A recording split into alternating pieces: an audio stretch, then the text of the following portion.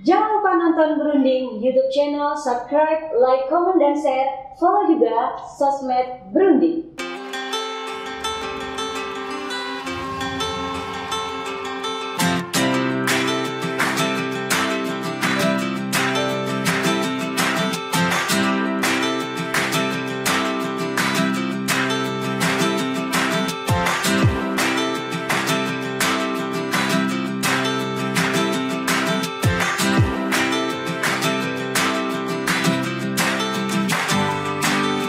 Assalamualaikum warahmatullahi wabarakatuh. Ketemu lagi di Berunding, berbicara seputar trending. Sore ini kita kedatangan tamu luar biasa, Bunda Titin Triana. Nah, kita tadi udah pelajari CV-nya, kita lihat sepak terjangnya.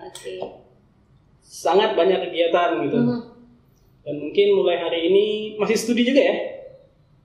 Calon dokter Titin Triana. Masih panjang. Pengalamannya masih panjang. Tapi kita ingin dengar dari pengakuan seorang diri, konfirmasinya, seorang Titin Triana itu sebenarnya siapa sih? Siapa ya? Kita panggilnya langsung nama atau kakak ya? Boleh. Panggil kakak aja ya. Oke. Bismillahirrahmanirrahim. Assalamualaikum warahmatullahi wabarakatuh. Jadi kita nyebutnya apa nih? Berunding ya. Alhamdulillah pada kesempatan hari ini kayak saya presenternya, karena kalau kita berbicara mengenai dunia presenter itu rasanya seperti makanan sehari-hari gitu. Jadi satu kesempatan yang luar biasa bahwa saya diundang surprise gitu. Jadi surprise-nya bisa hadir di sini dengan rekan saya yang lebih luar biasa lagi. Kita bernaung di Kuarcap, di manggilnya kakak gitu, Kak Anas gitu. Jadi pas kebetulan dikasih kesempatan, yuk kita berunding apa gitu kan. Akhirnya berundingnya nyampe ke sini, kita akan membahas literasi lah Kak ya.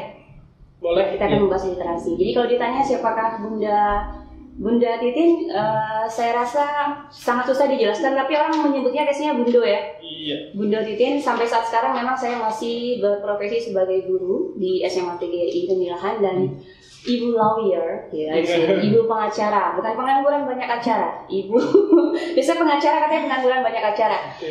Kebetulan berprofesi sebagai lawyer dan suka menulis lah, suka menulis sedikit-sedikit tentang semua pengalaman hidup saya itu dibukukan.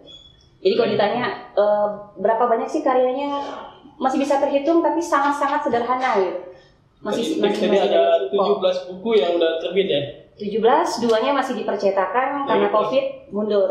Di proses terbit. Ya. Kalau gitu kan. Kita lihat programnya salah satunya juga mungkin lawyer masuk sekolah. Ya, itu yang masih. Ini sebenarnya apaan sih? Lawyer masuk sekolah itu udah sempat kita bukukan, tapi masih dalam proses percetakan di Jawa. Itu lawyer masuk sekolah itu program yang sengaja saya buat sebenarnya mengajak teman-teman lawyer yang lain gitu ya. Untuk turun ke sekolah-sekolah untuk mensosialisasikan apapun tentang hukum. Nah, jadi udah 1 tahun tuh Kak, udah 1 tahun, alhamdulillah sudah mencapai 100 sekolah.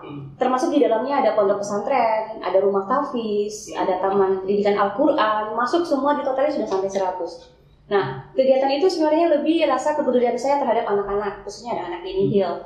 Jadi dalam acara tersebut kita berdiskusi dengan para siswa, apa sih yang membuat kondisi mereka saat sekarang bisa sampai terjerumus ke hal-hal yang merusak masa depan mereka gitu. Maka kita mensosialisasikan undang-undang perlindungan anak.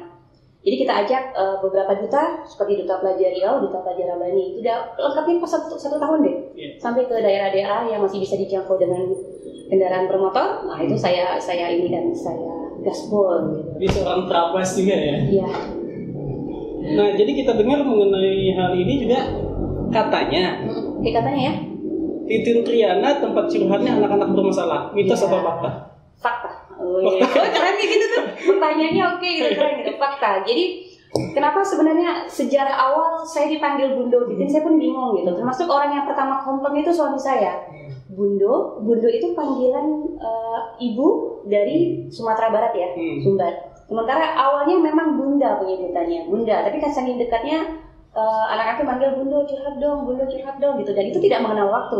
Pas kebetulan mereka punya problem, silakan WA, dan saya merasa bahwa saya menjadi tempat berbagi bagi anak-anak yang bermasalah. Jangan sampai mereka nggak punya tempat, nggak punya wadah, akhirnya bisa terjerumus ke hal yang negatif gitu. Jadi tempat curhatnya tetap harus dirahasiakan identitasnya.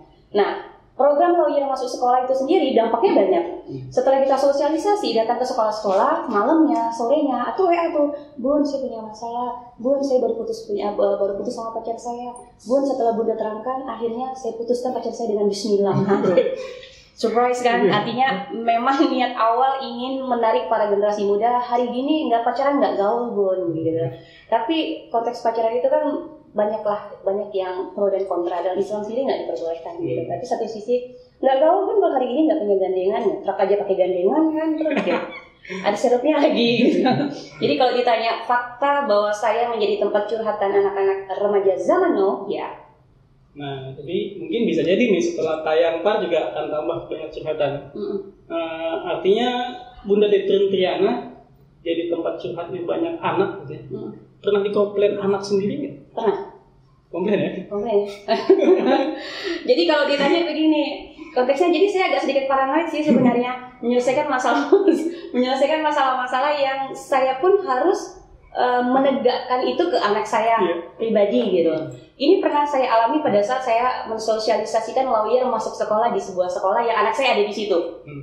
Dan pada saat itu memang kebetulan anak saya diundang karena dia juga ketua kelas diundang, jadi ada perwakilan kelas di satu sekolah. Jadi saat itu saya menjelaskan tentang penggunaan handphone.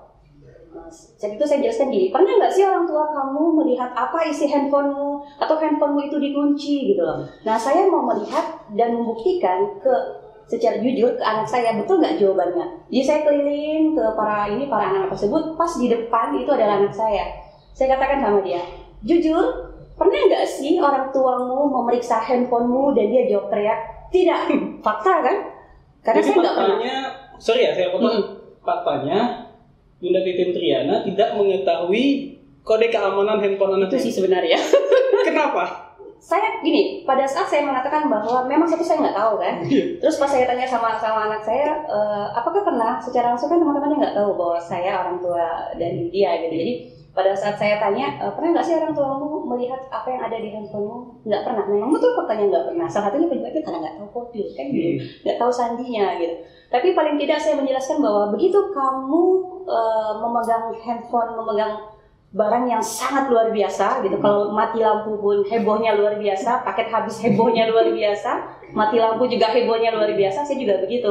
Konsekuensinya apapun yang kamu lihat, apapun yang kamu tonton, apapun yang kamu klik-klik, semua itu tanggung jawab kamu. Artinya saya sebagai orang tua hanya mengingatkan apapun yang terjadi kalau kamu tidak bijak dalam melakukan media sosial lah salah satunya, tetap ada risikonya tersendiri. Jadi saya memberikan kebebasan tapi tetap ada batasnya gitu. Jangan sampai saklek, nggak boleh dia keluar lah, dia main yang lain dong. Ada dong sekarang dia punya teman kah atau ke warnet atau apa tetap. Jadi saya melakukan hal yang saya juga wajib lakukan itu kepada saya. Jadi jangan buat anak orang lain ya. Anak sendiri nggak diiniin gitu. Jadi paling tidak tetaplah jatuhnya komunikasi. Komunikasi yang paling penting. Karena saya yakin apabila seorang anak dekat sama orang tuanya, dia nggak akan butuh orang lain lagi. Dia akan curhat pada orang yang pertama yang sangat dia dekat. Memberikan proteksi lebih awal ya. Siap. Ngomongnya luar biasa ya. Saya bertanya boleh nggak? Nah, ini yang selain itu juga banyak kegiatan lainnya. Iya. Bunda Titin seorang pengajar. Iya. Pembaca puisi yang baik juga. Jadi kita lihat pernah menjuarai puisi. Pernah masa kamu masih anak sekolah. Ya, kita intip-intip seorang guru. Udah ketemu berapa presiden? 1. Oh, udah pernah ke Istana Negara ya? Iya. Itu awal literasi saya yang akhirnya tambah virusnya tambah nyantol, tambah zep gitu. Jadi kita intip tidak kurang dari 10 prestasi bergengsi dan antara lainnya. Nah, mungkin hari ini di antara banyak anak mungkin gadget menjadi teman yang paling dekat. Seperti Baran juga Bu Titin memberikan kepercayaan penuh kepada anak sendiri contohnya. Tapi mungkin sebagian orang tua nih yang anaknya sudah over kontrol penggunaan gadget dan bahkan mungkin dalam tanda kutip orang tuanya sedikit lebih gaptek dari anak-anaknya. Ini sebaiknya bagaimana memulai komunikasi untuk memperbaiki semuanya? Tidak ada istilah tongkat yang paling tidak. Karena susah loh. Saya secara pribadi pun sangat susah bahwa sebaiknya handphone itu jangan ada di meja pada saat kita makan. Tapi secara nggak langsung kita mulai duluan kan. Nah lo gitu kan. Jadi kadang tindakan kita itu menjadi contoh yang pertama anak juga niru gitu. Jadi kalaupun memang ada orang tua yang merasa bahwa anaknya tidak pernah lepas dari handphone, ya solusinya tetap harus kasih arahan gitu. Kasih arahan bahwa bisa nggak dikurangi. Anak tuh nggak akan mungkin hilang begitu aja. Konteksnya untuk dia menggunakan media sosial bertahap saja. Apalagi sekarang sistem daring, di mana semua serba online, mau nggak mau itu udah jadi teman dekat dia gitu. Tetap awalnya harus ada komunikasi antara orang tua dengan anak. Saya rasa memang tetap diawali dari orang tua. Jadi kalau memang handphone nggak boleh ada di meja makan, dan orang tua juga begitu. Kalau pas bukan klien saya nelpon gimana dong? Kan otomatis kan kalau handphone saya selalu standby gitu. Ada yang mau konsul, ada yang mau apa. Kita tetap memberikan arahan. Tuh mama kok kenapa main handphone? Ini berkaitan dengan pekerjaan mama loh, kita kasih arahan gitu. Tapi jangan sampai pada saat dia melihat kita sedang ketemu sama aja kan. Jadi paling tidak harus ada komunikasi yang paling mendasar lah ke anak gitu loh. Kita sebagai contoh yang pertama bagi anak-anak kita. Oke. Terus yang selanjutnya nih, seorang Titin Triana, satu-satunya lawyer wanita di Indragiri Hilir. Ini mitos atau fakta? Sekarang sudah ada penerusnya. Sudah ada penerusnya. Kalau awalnya tetap fakta ya berarti ya? Iya. Tapi sudah ada generasi. Sudah dari generasinya gitu. Artinya menurut saya sekarang sudah ada generasi yang mengikuti jejak saya. Itu kalau tidak salah ada satu siswa saya dulunya, mahasiswa saya juga. Akhirnya dia mengikuti jejak dosennya, kan luar biasa. Jadi memberikan aura yang positif bagi orang-orang. Karena kenapa? Di INHIL sendiri memang baru terdata 2 orang sekarang lawyer pengacara perempuan yang konteksnya lebih mendekati perempuan yang mungkin memerlukan sosok yang kalau sama perempuan dia lebih enak gitu. Tapi ada juga perempuan yang lebih enak sama laki-laki untuk konsultasi, nggak ada masalah gitu. Nah kalau saya lebih spesifiknya ke anak gitu. Jadi buku-buku saya pun rata-rata berkaitan dengan profesi saya, berkaitan dengan anak yang saya bukukan gitu. Nah ini kita boleh promosiin gitu ya. Bongkar-bongkar ini kalau bisa dilihat ini awal nih. Ini yang pertama kali ya? Yang sebenarnya nggak pertama kali. Ada buku yang memang saya khusus untuk buku ajar, bahan ajar. Nah itu buat di SMA PGRI itu saya buat. Kalau ini kumpulan tulisan di Posmetro Indragiri. Ini yang pertama sebenarnya. Ini tahun berapa ya? Kita tahun 2012. Ini yang pertama. Ya. Tapi salah satu tulisan yang ada di dalam tentang kesetaraan gender dalam kepemimpinan. Konteks perempuan kan agak susah jadi seorang pemimpin gitu. Masih ada stigma perempuan di dapur gitu ya? Ya, nah kalau ini lebih ke ini tesis saya yang saya bukukan. Tesis. Ya, itu tesis. Kali ini skripsi. Dispensasi perkawinan di bawah umur. Ya, ini skripsi saya. Jadi semua saya bukukan. Artinya sewaktu-waktu nanti karena karya ini kan akan dikenang. Kalau sebatas skripsi ya, dalam jilid warna kuning merah mungkin hanya numpuk di pustaka. Iya. Kalau ini minimum Pak. Sangat. Kalau ini S1 saya Jaminan Sosial Tenaga Kerja. Karena konteksnya saya seorang penyiar, jadi saat itu saya melindungi diri saya gitu. Perlu nggak sih seorang penyiar untuk kalau dulu kan jam sostek, kalau sekarang kan BPJS Ketenagakerjaan, kalau jam sostek gitu. Nah ini yang tahun 2012 gitu. Jadi kumpulan tulisan ini juga ada. Judul-judulnya sangat menarik. Maksudnya apa? Orang tertarik seperti 6 tahun bersamamu sepertinya kayak ini kayaknya hubungan pacaran. Padahal enggak gitu. Isinya ini tentang 6 tahun saya bersama Posmetro ya? Ya, jadi ini buku kedua setelah buku pertama. Nah, kalau itu selama tinggal sertifikasi, itu curhatan juga. Banyak kondisi yang semua saya bukukan, menceritakan. Kalau ini juga Kak? Akhirnya aku jatuh cinta padamu tapi dalam Lambang Pramuka. Nah, ini menarik nih pertanyaan mengenai Pramuka. Jadi, sekilas ini gitu. Akhirnya aku jatuh cinta. Karena saya nggak suka dulu dengan. Nggak suka ya? Nggak. Berarti memang fakta dulu nggak suka Pramuka. Kok enggak. Bisa suka? Begitu suka, begitu membimbing anak-anak SMA PGRI sebagai pembina, terkenal saya di situ. Makanya saya buat akhirnya aku jatuh cinta padamu. Sekilas kayaknya biasa gitu, tapi di dalam kegiatan-kegiatan kepramukaan yang saya bimbing anak-anak saya di SMA PGRI. Jadi cerita-cerita semua. Terus ini ada Malam Nifsu Sya'ban. Ini juga saya buat di saat saya mendapatkan berita duka orang tua saya meninggal, bapak saya. Nah ini yang kita pengen coba cek sendiri. Di tengah hari ini katanya pramuka itu udah nggak seksi lagi bagi para remaja. Seksi ya. Bahasa. Jadi pertanyaannya, Bunda Titin Triana tidak melewati masa-masa penggalang penegak? Enggak. Kok bisa ini? Kenapa? Saat itu kenapa? Jadi kita bahas pramuka nih katanya ya. Campur-campur kita berunding ya. Jadi kalau ditanya Kak Ali bilang kenapa akhirnya aku jatuh cinta padamu, memang saya sangat tidak tertarik dulu. Karena identik, mohon maaf, identik dengan pramuka dulu kan kemah, apalagi dekil mungkin ya. Pokoknya Panas, panas gitu. Karena saya waktu masa SMA dulu itu punya penyakit asma. Jadi kalau kemah dalam ruang lingkup yang agak pengap gitu udah mulai. Jadi nggak bisa, jadi kegiatan pramuka pasti nggak bisa ikut kemah saya. Itu awalnya gitu. Jadi ada beberapa hal yang menurut saya kayaknya nggak di backup nih kegiatannya. Nah kalau pada saat saya masuk ke Temilahan dan ini sepertinya enjoy malahan. Jadi terlambat, jatuh cintanya terlambat, tapi terlambatnya daripada nggak sama sekali gitu maksudnya. Jadi akhirnya saya cerita itu cuma simpel sih, sekilas aja gitu. Kenapa saya awalnya nggak begitu jatuh cinta dengan dunia pramukaan. Padahal dari organisasi inilah pertama kali kita bisa mengenal, saling menghargai, ya kan? Nah, jadi pertanyaan kita, remaja hari ini perlu nggak sih ikut kegiatan pramuka? Sangat perlu. Why? Tidak hanya untuk kepramukaan, saran saya, apapun itu organisasinya wajib, paling tidak. Jadi kalau untuk kepramukaan sekarang, untuk kegiatan COVID ini, untuk pada masa COVID ini, webinar paling nggak salah satunya. Iya. Tapi identik dengan kepramukaan paling nggak kan harus di alam ya. Ya. Terus seorang guru PGRI, ini yang lagi hot tadi Temilahan, katanya SMA PGRI tutup. Mitos atau fakta? Ternyata berundingnya panjang ya, saya menjawabnya susah gitu karena kalau sampai saat sekarang bagi saya PGRI itu harga mati bagi saya secara pribadi. Salah satunya kenapa saya membuat buku ini selama tinggal sertifikasi itu, salah satunya adalah penyebabnya kenapa? Karena jam mengajar udah nggak cukup lagi. Dan saya nggak bisa berpaling ke sekolah lain untuk mengejar jam kekurangan. Karena kalau saya secara pribadi berbagi waktu untuk mengejar 24 jam itu sangat susah dengan dua tempat sekolah tempat mengajar. Nah, artinya kalau sampai sekarang orang berpikir PGRI masih ada, alhamdulillah masih saat sekarang.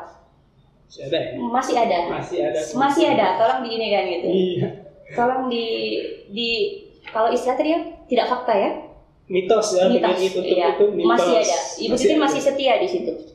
Masih sangat setia. Sebelum nanya lebih jauh nih, udah nerbitin 17 buku. Buku pertama yang disukai apa sih? Maksudnya buku yang mana nih? Masa kecil mungkin? Masa kecil? Iya. Buku yang masih membekas di ingatan.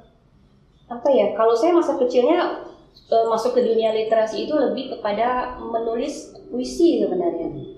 Membaca itu agak penulis puisi yang paling disukai? Yang baru meninggal? Lupa saya. Sapardi Djoko Damono. Oh, lagi berkabung gitu ya? Ya, karena puisi-puisi beliau itu sering dijadikan puisi wajib pada saat perlombaan puisi. Paling sering. Nah, itu paling sering. Terus dalam aktivitas pendampingan bagi remaja, salah satunya kita dengar pendamping Duta Rabani. Duta Pelajar Rabani. Nah, ini sebenarnya kegiatannya apa saja? Sebenarnya inisiatif saya itu untuk menarik anak-anak yang sudah terpilih. Sebenarnya sebelum Duta Pelajar Rabani ada Duta Remaja Riau kan? Duta Remaja Riau itu sudah berapa angkatan ya? 17, 18, 3 angkatan ya? Sudah ada 3 angkatan, tapi kalau Duta Remaja Riau itu dia ada turunannya, artinya maksudnya ada di pusat Pekanbaru. Jadi organisasi ikatannya juga sudah ada gitu. Nah, kalau Duta Pelajar Rabani itu baru pertama kali dan khusus ini kan saya bentuk, dan mohon maaf mungkin di Rabani sendiri mulai tertarik pada saat melihat beberapa aktivitas. Nanti mungkin kita ada kesempatan untuk ngobrol bareng sampai di mana sih sebenarnya perjalanan Duta Pelajar Rabani ini. Jadi pada saat Duta Pelajar Rabani ini terpilih, saya melihat mereka hanya ini yang pertama nih, angkatan A ya, ini ada. Ini angkatan pertama. Ini saya bawa satu alumninya sebenarnya. Jadi ini saya tulis tentang Duta Pelajar Rabani lebih kepada kegiatan-kegiatan mereka. Awalnya begini, pihak Rabani sendiri menarik Duta Pelajar Rabani hanya untuk acara setiap Jumat yang bekerja sama dengan Pos Metro Jumat Mengaji. Nah itu, jadi ditarik di situ. Tetapi permasalahannya ketika mereka setiap Jumat harus keluar sekolah, sementara mereka belajar. Jadi saya rubah programnya, saya izin sama Pak Sumartono saat itu pimpinan yang ada di Bandung, izinkan saya untuk membantu mereka supaya mereka bergerak. Akhirnya kita bergerak setiap seminggu sekali, membantu mereka yang membutuhkan gitu ya. setiap Jumat sekali kita berbagi, bergabung dengan beberapa organisasi yang memang dasarnya juga berbagi, seperti Indra Giri kita berbagi, kita turun gitu. Jadi ini ada beberapa kegiatan dan rata-rata memang tujuannya membantu sesama sih gitu, lebih ke sesama. Ini foto-fotonya ada. Ini angkatan pertama, ke surau-surau yang membutuhkan gitu. Yang paling bergerak memang di Riau sendiri, sudah dipastikan. Besok kebetulan hari Kamis saya juga diminta untuk secara langsung di IG di Rabani menceritakan tentang bagaimana sih sebenarnya Ruta Rabani di Riau. Jangan lupa teman-teman. Jangan lupa teman-teman besok hari Kamis kalau tidak salah. Kamis ya. Kamis jam 1 live IG. Itu langsung dari Rabani di Bandung. Oke, nanti kita share juga infonya di IG-nya Berunding juga ada. Silakan follow ya. Iya, silakan follow. Terus suka duka nih menjadi teman curhatnya para remaja. Hal yang paling menarik apa sih? Yang paling menarik kita belajar dari ceritanya. Oke, mana tadi? Ini. Ada apa dengan Kids Zaman Now? Kan semua maka saya bilang buku saya itu berkaitan dengan rata-rata aktivitas yang saya jalani. Saya buat dengan ada apa dengan Kids Zaman Now. Ini sebagian kasus yang saya bongkar bahwa saya pernah menangani kasus-kasus kenapaan anak remaja. Mohon maaf betul dari free sex, hubungan bebas mereka, dan akhirnya kalau menurut saya tuh anak itu lebih pintar sih, dari mana mereka dapat semua. Tetap salah satunya adalah hubungan tadi kan, kelanjutan dan yang lain. Akhirnya saya bisa merasa bahwa seandainya itu terjadi dengan anak saya dan yang lain, maka keuntungan saya pada saat saya mengatasi masalah-masalah yang berkaitan dengan anak, pulang saya cerita sama mereka. Jadi setiap yang saya hadapi pulang saya cerita sama mereka. Jadi nggak perlu banyak, sudah ada contoh kasusnya gitu. Tuh lihat misalkan ada temanmu yang akhirnya ditahan, ada temanmu yang akhirnya mohon maaf melakukan hal-hal yang menurut kita nggak pantas gitu. Jadi ada beberapa kasus seperti apa ya, pergaulan bebas sih yang saya agak rentan ya, bikin nggak tahu. Maka gimana ya saya menjelaskannya? Tidak semua memang dibongkar gitu ya. Iya. Karena kalau dilihat satu-satu memang luar biasa pergaulan bebas ini. Gitu. Ya, karena saya pribadi pun juga merasa prihatin. Anak saya cewek ya, walaupun baru 1 tahun sekian, tapi memikirkan dari sekarang bagaimana anak saya memasuki masa remaja. Iya. Artinya juga butuh bekal dari orang tua. Pasti, makanya memang sih lebih banyak investasi. Ini salah satunya mungkin yang dilakukan sama orang rumah. Bahkan mulai berpikir, apa mungkin kita homeschooling aja gitu. Iya. Nah, tapi dari perjalanan Bunda Titin selama ini, pendampingan kasus hukum mungkin, ada nggak sih kasus itu yang sifatnya lucu? Lucunya gimana ya? Ada nggak yang terkesan lucu gitu, tapi itu kenyataannya begitu? Belum pernah. Belum pernah ya? Malah kasus yang agak mengiris hati seperti misal kalau ada kasus anak itu yang pelakunya bapak tiri, walaupun tiri ya konteksnya. Yeah. Jadi yang harusnya dia mengayom, kok dia bisa gitu melakukan hal yang tidak sepantasnya dia lakukan. Itu yang agak merasa. Karena gini, mohon maaf, jadi anak-anak yang bermasalah ini biasanya salah satunya dia lahir dari keluarga yang memang broken home. Ibu bapaknya bercerai, pasti dampaknya kena dia. Walaupun nggak semua ya, nggak semua gitu. Karena itu menimbulkan efek ke dia bahwa saya harus memilih antara ibu dan bapak. Sementara saya nggak mau memilih. Jadi pada saat proses dalam persidangan kita menghadirkan anak, misalkan mereka berebut untuk hak asuh anak itu harus dihadirkan. Jadi kalau dalam proses perceraian, anak umur di bawah 12 tahun itu wajib ikut ibu. Di atas 12 tahun dia harus milih. Nah, menghadirkan dia di persidangan itu udah luar biasa. Saya harus mendekati, nak, apapun yang kamu rasakan, kalau kamu tidak mau milih, katakan sama majelis hakim bahwa saya nggak mau memilih. Bayangkan, anak itu harus milih ikut bapak atau ikut ibunya, sementara yang dia tahu selama ini hidup mereka selalu bersama. Nah, itu sebenarnya kalau dalam konteks anak itu sudah kena mentalnya. Nah, tugas saya, satu sebagai lawyer dan satu sebagai pemerhati anak, saya katakan kamu nggak boleh bohong. Kalau bilang mau ikut ibu, kalau mau ikut bilang sama bapak, mau ikut ibu, bapak. Tapi kalau menginginkan majelis, saya nggak milih siapa-siapa, karena ini pernah juga terjadi. Dan itu pertimbangan di majelis, rasanya iba gitu. Karena tetap dalam proses perceraian, dalam perceraian itu dampaknya di anak. Nah, ini masalah mungkin yang umum ya, yang paling sering kita temui. Kadang-kala terjadi bentrok antara anak dengan orang tua. Salah satunya mungkin sederhananya memilih jurusan kuliah. Sebenarnya ini masalahnya apa dan sebaiknya bagaimana? Pemilihan dalam konteks ini ya, kelanjutan. Kadang-kadang anaknya kan misalnya pengennya ke jurusan tertentu, orang tuanya ngotot harus di jurusan tertentu. Yang pada akhirnya anak menjalani perkuliahan nggak menikmati justru menyimpang ke hal itu. Iya, artinya gini, semua mungkin berharap bahwa anaknya akan menjadi orang, mungkin gitu pertimbangan. Nggak jauh-jauh lah, jangan masalah pendidikan, mungkin masalah jodoh pun kalau bisa, ya ta'aruf aja ya, yang begini ya gitu. Tapi nggak bisa, itu kan hak anak gitu. Artinya kalaupun memang anaknya merasa enjoy, mohon maaf, misal dari hasil IPK-nya pun enjoy, berarti kan dia memang menikmati itu, terkecuali dia merasa terbebani semester 1, semester 2, aduh merasa nggak kuat nih gitu. Ya paling tidak memang pemaksaan itu nggak dipaksa sih, sebenarnya dikembaliin ke anak gitu. Saya rasa untuk pemaksaan untuk pemilihan studi itu kembali ke anak. Saya rasa udah umur 17 itu udah bisa milih kok. Saya nggak kuat loh mah gitu. Untuk yang ini bisa kan? Karena hak anak itu dia harus berpendapat gitu. Jadi hak anak itu harus dihargai juga gitu. Jadi kalau orang tua memaksakan ini memang ngeri. Kalau dalam konteks sosial nggak apa-apa. Kalau eksak bayangkan. Karena saya pernah sekali mengikuti apa waktu itu ya, pelatihan, kalau nggak salah motivatornya Pak Subur. Ada seorang anak yang ternyata dia kuliah di Fakultas Kedokteran.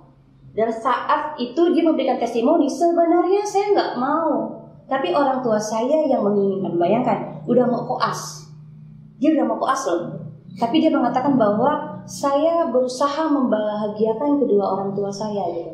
Sementara dia sebentar lagi sudah mau dokter, kan nggak akan mungkin dia harus berpaling ke pendidikan yang lain. Jadi mau nggak mau kita menyarankan ikuti, karena dia udah merasa enjoy. Cuma mungkin ada satu sisi yang dia rasa masih membekas ya. Pasti itu yang nggak belum. Jadi sebagai orang tua untuk memberikan kebebasan, paling tidak memberikan kebebasan, gambaran pastilah ya, itu tadi gambaran, memberikan gambaran bahwa terserah kamu mau memilih apa, misal mau jadi sarjana hukum, jadi pengacara, ya udah ngambil ilmu hukum dong, mau jadi pebisnis ngambil ekonomi dong, yang IT silahkan gitu. Jadi kan anak kita bisa enjoy, kita lihat aja hasilnya. Kalau memang terpaksa jelas dong nilainya akan gitu. Tapi kalau ternyata nilainya memang standarnya lebih baik, berarti dia juga minat di situ. Walaupun mungkin ada peran orang tuanya di situ. Berarti dalam konteks anak juga harus memahami kondisi orang tua ya. Salah satunya mungkin ekonomi gitu. Iya. Karena sangat disayangkan jika memaksakan ke bidang-bidang tertentu yang membutuhkan biaya besar. Jika ekonomi orang tua juga mendukung, juga mungkin memberatkan orang tua ya. Iya. Nih temanku tadi ada yang pengen nanya. Silakan apa tuh? Jumlah kasus hukum. Oh iya. Selama berkarir pengacara ada berapa tahun? Saya dari tahun berapa ya? 2000. Sekitar 5 tahunan lebih. Lebih lamanya guru ya. Berapa kasus yang ditangani ya? Udah berapa kasus yang? Sudah lumayan. Paling banyak ya. Artinya saya begitu terjun ke dunia pengacara, itu ada hal yang saya bisa milih enaknya di mana gitu, menyelesaikan perkara-perkara yang seperti apa gitu. Nah, dalam saya mengarungi dunia lawyer ini udah hampir jalan 6 tahun, ternyata saya lebih enjoy ke anak dan perkawinan. Berarti itu ada di pengadilan agama, terus ada juga di pengadilan negeri, tapi untuk kasus-kasus anak gitu. Dan kami seorang lawyer nggak boleh menolak semua kasus. Orang yang datang ke kita karena kita sudah disumpah, kita harus melaksanakan tugas kita. Tapi setelah saya lihat, memang kasus-kasus yang sering saya tangani adalah kasus mohon maaf perceraian. Sebenarnya ada nggak sih kasus itu ya, katanya tadi nggak boleh menolak kasus klien ya?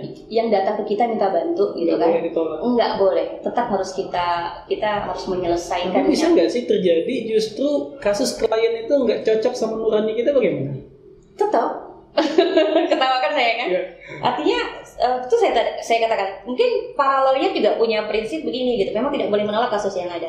Saya pun secara pribadi kadang merasa ini sepertinya apa gitu, tapi saya merasa bahwa semampu saya menyelesaikan kasus ini dan nggak ada embel-embel yang lain, karena saya anggap baju yang saya pakai toga itu mahal gitu, mahalnya luar biasa, maksudnya tidak bisa terbalikan dengan yang lain-lain. Biarlah alur waktu dan orang bisa menilai saya seperti apa dalam menyelesaikan kasus. Gitu. Jadi kalau kita menyelesaikan kasus di pengadilan agama itu kan konteksnya tidak terlampau tidak terlampau rumit gitu. Nah, kalau di kasus-kasus yang lain kan kita juga harus menyelesaikan, susah saya menjelaskannya. Menyelesaikan yang apa ya? Birokrasi nggak juga birokrasi, cuma ada hal-hal yang kadang bisa bertentangan dengan hati nurani saya gitu. Agak bertentangan gitu. Ya. Terus dalam kita lihat nih untuk studi doktoralnya, fokusnya ke ilmu syariah. Akhirnya gitu. Yeah. Sebenarnya kalau saya lihat bingung gitu. Artinya sempat saya discuss begini sama suami saya. S1, S2, S3 saya padahal nggak nyambung semua latar belakang ya. S1 saya kan lebih ke perdata sebenarnya. Ya, lebih ke konteks perdata S1-nya yang saya ambil. Jaminan sosial tenaga kerjanya. Nah, kalau S2 saya sudah masuk gabung dengan S3 yang saya ini kan gitu. Sudah mulai. Kalau yang S2-nya tetap pelaksanaan dispensasi perkawinan di bawah umur, ini hukum tata negara. Kalau ini hukum perdata memang. Konteks hukum perdata. Kalau ini hukum tata negara. Nah, di S3 ini saya mendalami ini sebenarnya. Di S3 itu saya lebih fokus nanti ke disertasi saya tentang upaya hukum apa sih yang bisa dilakukan oleh sang istri yang mengajukan gugatan cerai tapi dia nggak dapat apa-apa. Padahal mohon maaf dia sudah dizolimi, mungkin talak sudah jatuh, gitu loh. Dia talak sudah jatuh tapi dia nggak dapat apa-apa. Beda kalau suami yang mengajukan permohonan cerai talak, maka dia berhak untuk mendapatkan mut'ah, idah, nafkah adat, adona, dapat kan? Ini istri gitu. Jadi dari dasar inilah yang saya teliti nanti di disertasi saya, upaya apa yang bisa dilakukan oleh sang perempuan yang terpaksa, dari bawahi terpaksa mengajukan gugatan karena dia mohon maaf dia sudah ditolak sama suaminya dan kemungkinan dia nggak dapat apa-apa karena dia yang mengajukan gitu. Ya, nah, itu nanti bahan penelitian saya. Silakan ada pertanyaan lagi? Kok saya bertanya boleh Pak? Lebih enak milih jadi lawyer atau jadi pengajar? Kalau ditanya lebih enak yang mana ya? Teacher, lawyer ya. Sini cocok bukunya. Jadi kalau ditanya pilih yang mana susah nih. Dua profesi yang kalau menurut saya yang saya jalani ini dulu 16 tahun sudah saya lewati. Semangatnya luar biasa. Maksudnya cinta saya sama SMA PGRI luar biasa. Apapun yang terjadi saya tetap sama SMA PGRI. Jadi mitos kalau SMA PGRI tutup saya masih ada sampai sekarang gitu. Jadi kalau lawyer ini ada cerita tersendiri yang bisa saya buat itu karena kebetulan saya CPNS-nya dibatalkan. Mungkin itu kalau saya cerita lagi lebih panjang lagi curhatan bu lawyer nanti ya. Jadi saya masuk ke sini gitu. Nah tujuan saya masuk ke sini sebenarnya ingin membantu saja dan mungkin Allah menjabah itu gitu. Sampai saat ini banyak kasus yang saya tangani, mohon maaf mungkin yang ibu saya nggak bisa bayar ibu loh. Hanya nanti mudah-mudahan ibu sehat selalu gitu. Karena begitu saya diskusi sama suami, pada saat kamu menentukan ingin jadi lawyer, apa yang kamu minta? Ya Allah, semoga saya lulus, saya ingin membantu orang-orang yang membutuhkan. Akhirnya yang datang apa? Orang-orang yang begitu. Berarti memang dijabah oleh Allah gitu. Jadi antara berdua ini rasanya untuk memilih susah. Dari inilah akhirnya muncul ini gitu. Karena begitu lawyer ini masalah-masalahnya apa yang banyak terjadi? Anak. Nah, balik lagi kan? Gitu. Jadi memang kayaknya udah di satu paketin gitu. Spesial kayaknya ya, nggak pernah nemu yang begitu ya. Jadi dua-duanya. Ada lagi pertanyaan kayak di sekolah kita. Oke, silakan. Jadi mikirnya sih kembali ke sini lagi sih. Dalam tanda kutip teacher atau lawyer masih bingung jawabnya ya. Karena dua-duanya saling beriringan. Ibaratnya kalau sepasang kekasih itu selalu harus jalan bareng. Nggak tahu, memang iya. Saya pun bingung kalau disuruh memilih. Sepertinya nggak akan saya tinggalkan dua-duanya. Karena kasus-kasus yang saya tangani rata-rata memang terpusat pada anak. Anak itu pasti kan ada di lembaga pendidikan di mana? Sekolah. Makanya kayaknya udah klik gitu loh, agak susah dipisah gitu. Kebetulan nggak kebetulan juga sih saya rasa. Oke, boleh saya tanya balik? Silakan ada yang bertanya?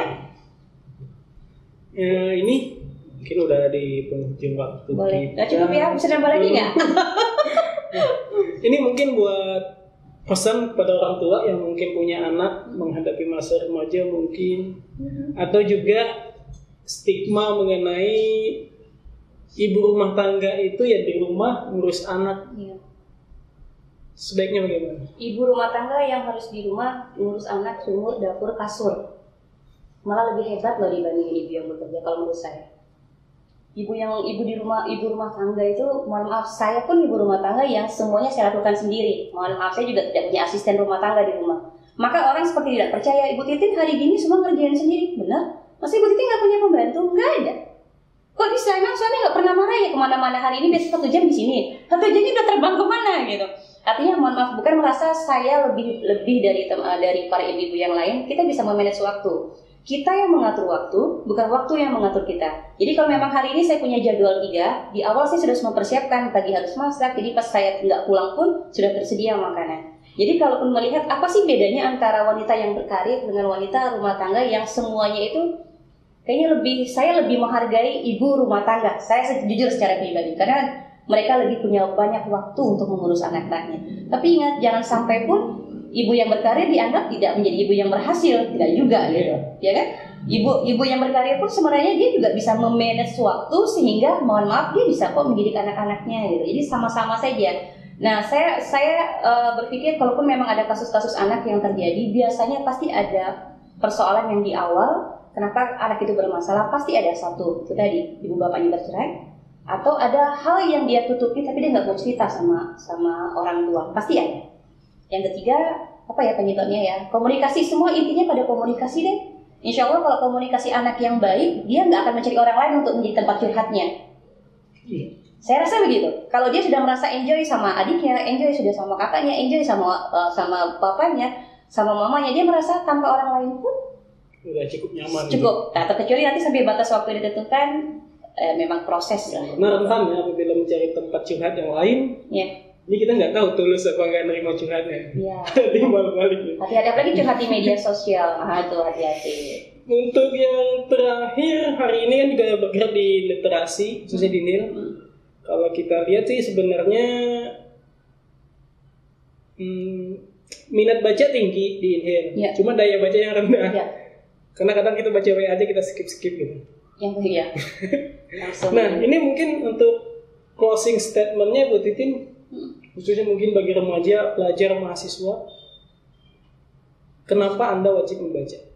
Karena dengan membaca kita akan menambah pengetahuan karena membaca itu jendela dunia gitu. Hal kecil yang menurut saya membawa perubahan besar bagi diri kita gitu. Jadi setuju saya, di WA itu yang kira-kira nggak penting sama sih kita langsung gitu kan. Tapi nggak tahu ya kenapa saya merasa bahwa buku ini segala-galanya gitu. Sama dengan begini, Bu Titin banyak buku ya, tapi mohon maaf kayaknya isinya biasa-biasa aja. Saya nggak perlu wah dalam menulis sebuah buku, tapi paling tidak ketiadaan saya nanti, anak cucu saya tahu bahwa mama kemarin pernah nulis begini gitu. Jejaknya masih ada ya? Ya, jejaknya masih ada karena karya itu sifatnya abadi. Sampai kapanpun dia akan tercatat gitu. Jadi kalau menurut saya hal kecil untuk menjadi seorang misal pembicara, untuk seorang menjadi motivator pasti awalnya dari menulis. Karena kalau menulis itu dia bisa menuangkan semua apa yang dia rasakan. Mulailah dari menulis. Dan bagaimana kita bisa menulis? Dimulai dari membaca. Oke. Nggak terasa menarik ya. Sangat menarik, saya menambah lagi jamnya ya. Terbatas ya. Diundang lagi ya. Terbatas. Bisa jadi mungkin nanti akan ada Bunda Titin Triana session 2. Nah, mungkin terima kasih waktunya. Semoga jadi amal jariah. Amin. Jadi ilmu yang bermanfaat pastinya. Dan lain juga kita terus berkembang. Sukses buat tim berunding ya. Luar biasa, terima kasih atas undangannya. Dan mudah-mudahan sharing kita kali ini walaupun hanya sedikit membawa keberkahan. Dan saya tunggu undangan selanjutnya. Paling doyan kalau diajak ya di dunia. Terima kasih. Assalamualaikum warahmatullahi wabarakatuh.